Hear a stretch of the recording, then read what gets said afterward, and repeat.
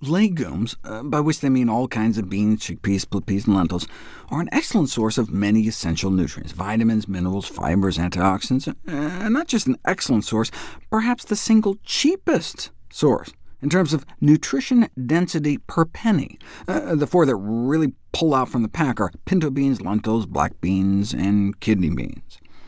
And all that nutritional quality may have beneficial effects on excess body weight, insulin resistance, high cholesterol, inflammation, and oxidative stress, all major cardiovascular risk factors. So, do men and women who eat more beans tend to have less heart disease?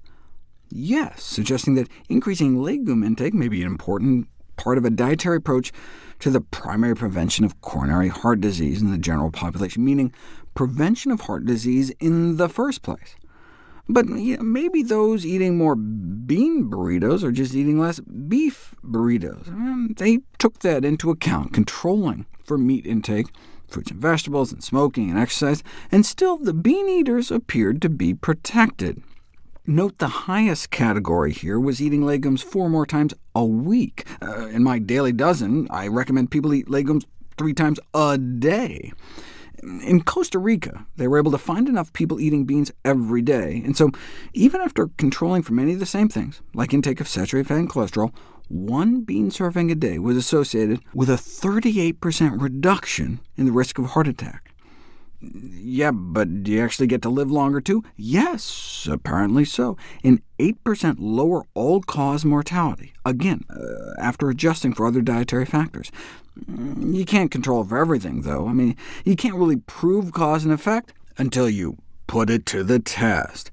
Randomized, controlled interventional trials have found that dietary bean intake does significantly reduce bad cholesterol levels. Dating back a half-century to 1962, measure cholesterol levels at baseline, and then add beans to their diet, and then remove beans from their diet.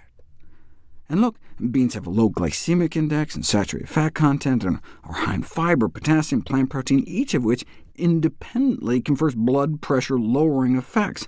But whether there's sufficient evidence to emphasize beans alone to lower blood pressure is unclear. Therefore, what we need is a systematic review and meta-analysis of controlled feeding trials, and here it is.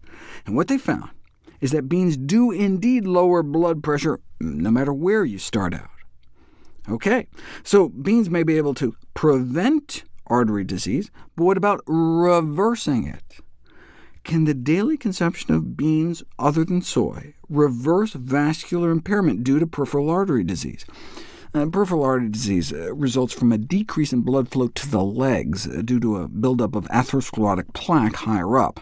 Yeah, soybeans may help, but what about other beans? So they had 26 individuals with peripheral artery disease consume 1 serving a day of a combination of beans, split peas, lentils, and chickpeas for 8 weeks. Basically, how you diagnose and follow the disease is with the ankle brachial index, which is just the ratio of blood pressure at your ankle compared to your arm.